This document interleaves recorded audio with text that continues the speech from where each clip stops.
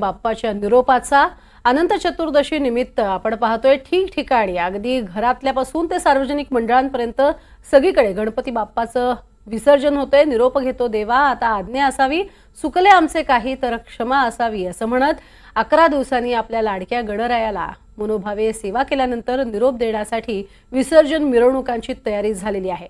पुढच्या वर्षी लवकर या असं वचन घेऊनच भाविक हे निघालेले आहेत आणि त्याचबरोबरीने भावरंगारी मंडळातला गणपती आपण पाहतोय ठिकठिकाणी विसर्जन मिरवणूक ही थाटामाटात होताना आपल्याला पाहायला मिळते। पुण्यामधनं रेवती हिंगवे आपल्या सोबत आहे। लालबागच्या राजापासून आमचे प्रतिनिधी अक्षय कुडकेलवार हे देखील आपल्या सोबत आहेत। ही दोन दृश्य आपण पाहतोय। पुण्यातल्या मानाच्या गणपतीचं एकीकडे विसर्जन होणार आहे तर मुंबईच्या राजाचं सुद्धा विसर्जनासाठीची मिरवणूक आता सुरू झालेली आहे।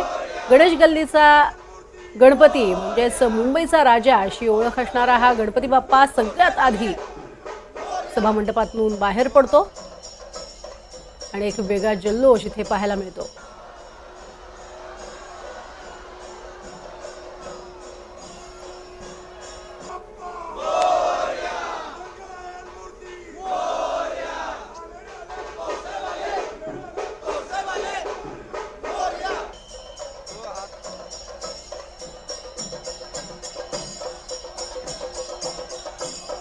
भावरंगारी गणेशोत्सव मंडळ असेल किंवा श्रीमंत दगडूशेठ हलवाई गणपती असेल,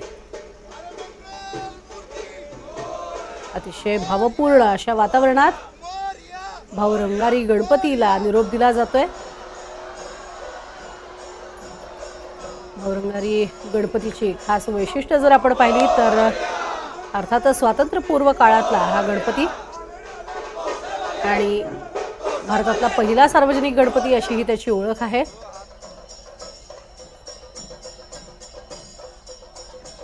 आणि थेट जाणार आहोत आमचे प्रतिनिधी मुंबईतनं आहेत अक्षय कुडकेलवार आणि पुण्यातनं रेवती हिंगवे आपल्या सोबत आहेत। अक्षय, काय सध्या तयारी दिसतीये? मागे जोरदार जल्लोष होतोय। प्रज्ञा, आपण जर बघितलं तर मी सध्या आहे प्रसिद्ध अशा लालबागच्या राजा गणेशोत्सव मंडळ परिसरामध्ये। आपण बघतोय लालबागच्या राजाच्या विसर्जन मिरवणुकीत ज्या बँड पथकाला बँड वाजवायचा मान दिला जातो ते स्वरांजली बँड पथक लालबागच्या दरबारामध्ये दाखल झालेलं आहे। ही संपूर्ण दृश्य आपण जर बघितली तर लालबाग परिसरातली दृश्य आहे। आता मोठी गर्दी लालबागच्या राजाच्या विसर्जनापूर्वीच या संपूर्ण लालबाग परळ भागातील रस्त्यांवरती झाल्याचं चित्र आपल्याला बघायला मिळतंय।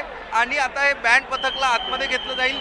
9:30 वाजताच्या सुमारास उत्तर पूजेला सुरुवात केली जाईल आणि त्यानंतर लालबागच्या राजाची उत्तर आरती होऊन लालबागचा राजा याच भव्य अशा कमानीतनं बाहेर पडेल लालबाग मार्केटमधनं। मात्र जवळपास 9:30ला पूजा आणि 11 वाजेपर्यंत आरती आणि विसर्जनाच्या मिरवणुकीची प्रक्रिया पूर्ण झाली तरी लालबागचा राजा या लालबाग मार्केटमधनं अवघ्या काहीशे मीटर अंतरावर आहे आणि तरी बाहेर पडण्यासाठी 2 ते 3 तास लागणार आहे। कारण जे स्थानिक लालबागच्या राजा परिसरातील जे व्यावसायिक आहे, स्थानिक रहिवासी आहे, त्यांच्या माध्यमातून आज लालबागच्या राजाला पुष्पहार अर्पण केले जातात, त्यांच्यावरती पुष्पवृष्टी केली जातात, दर्शन घेतलं जातं। आणि आपण ही सगळी गर्दीची दृश्य लालबाग परिसरातली बघतोय। मुंबईचा राजा असणारा गणेश गल्लीचा गणेशोत्सव मंडळाचा जो गणपती आहे काही वेळातच या ठिकाणावरनंच याच मार्गावरनं त्या गणपतीची मुंबईच्या राजाची विसर्जन यात्रा सुरू होईल आणि त्यानंतरच लालबागच्या राजाच्या विसर्जन यात्रेला सुरुवात होईल। मोठी गर्दी प्रज्ञा, आपण जर बघितलं तर अनुभव असा आहे की जितकी गर्दी लालबागच्या राजाच्या मंडपात 10 दिवस लालबागच्या राजाचं दर्शन घेण्यासाठी असते, जवळपास तितकीच गर्दी या संपूर्ण विसर्जन मिरवणुकी दरम्यान ठिकठिकाणी लालबागच्या राजाचं दर्शन घेण्यासाठी असते। आज जवळपास 9:30 वाजता उत्तर आरतीनंतर सुरू झालेली लालबागच्या राजाची विसर्जन मिरवणूक ही उद्या सकाळी 8 वाजेपर्यंत म्हणजे जोपर्यंत लालबागच्या राजाचं विसर्जन हे मुंबईच्या अरबी समुद्रात होत नाही तोपर्यंत इतकीच गर्दी लालबागच्या राजाच्या विसर्जन मिरवणुकीमध्ये असते। आणि एक वेगळा अनुभव, वेगळा जोश, वेगळा उत्साह यासोबतच जड अंतकरणानं लालबागच्या राजाला निरोप दिला जातो, सगळ्या गणरायाला निरोप दिला जातो, अरबी समुद्रामध्ये विसर्जन केलं जातंय। विशेष म्हणजे आपण जर बघितलं प्रज्ञा तर नक्कीच अक्षय, आणि आपण बघतोय की कशा पद्धतीने ही गर्दी जमलेली आहे, ज्या बँड पथकाला आता आज सोडलं जात आहे ज्यांचा पहिला मान असेल इथे आपलं वादन करण्याचा.